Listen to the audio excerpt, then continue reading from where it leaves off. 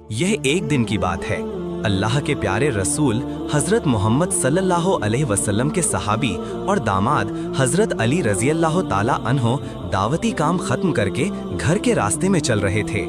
जब वो उस रास्ते से गुजर रहे थे तो अचानक उन्होंने देखा कि रास्ते के एक किनारे एक फ़कीर लेटा हुआ है।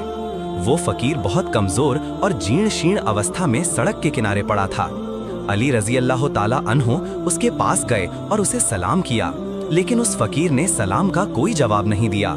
अली रज़ी अल्लाह ताला अन्हो बहुत हैरान होकर उससे बोले, क्या आप नहीं जानते कि कोई अगर सलाम दे तो उस सलाम का जवाब देना होता है? हज़रत अली की ये बात सुनकर फकीर बहुत गुस्से में आ गया और गुस्से में हज़रत अली से बोला, आप कौन हैं? मुझे सलाम देकर क्या होगा? सलाम न देकर अगर आप कर सकते हैं तो मुझे थोड़ा खाना देकर सहायता करें। आज 5 दिन से मैंने कुछ नहीं खाया है। भूख की यंत्रणा से मैं जीर्ण शीर्ण अवस्था में यहाँ पड़ा हूँ। फकीर की ये गुस्से भरी बात सुनकर हज़रत अली रज़ी अल्लाह ताला अन्हो के मन में भी थोड़ा गुस्सा आ गया। लेकिन तभी हज़रत अली रज़ी अल्लाह ताला अन्हो को कुरान की उस आयत की याद आई। उस आयत में अल्लाह रब्बुल आलमीन ने कहा है, तुम फकीर मिस्कीन के साथ डांट कर या गुस्से में बात नहीं करोगे।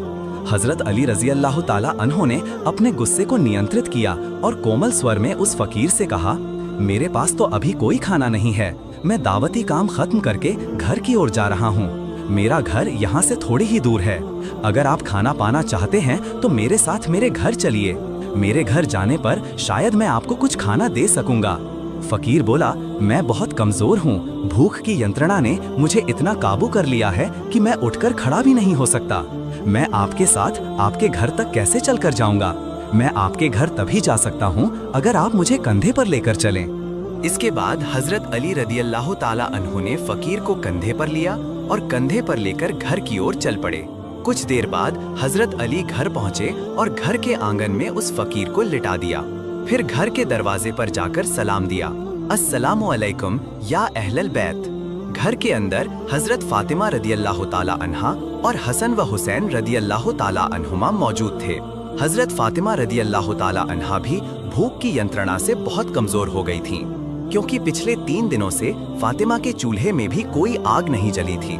जब फातिमा ने अपने पति की आवाज़ सुनी तो वो कमज़ोर अवस्था में धीरे धीरे उठकर आईं और अपने पति के लिए दरवाज़ा खोल दिया। हज़रत अली रज़ी अल्लाह ताला अन्हो घर के अंदर दाखिल हुए तो देखा कि फातिमा बहुत कमज़ोर हैं। फातिमा की आंखें धंस गई थीं। फातिमा की आंखों मुंह पर चिड़चिड़ापन और भूख का असर साफ दिख रहा था। हज़रत अली रज़ी अल्लाह ताला अन्हो ने पूछा, फातिमा क्या हुआ? फातिमा रज़ी अल्लाह ताला अन्हा बोली, आज कुछ दिन पहले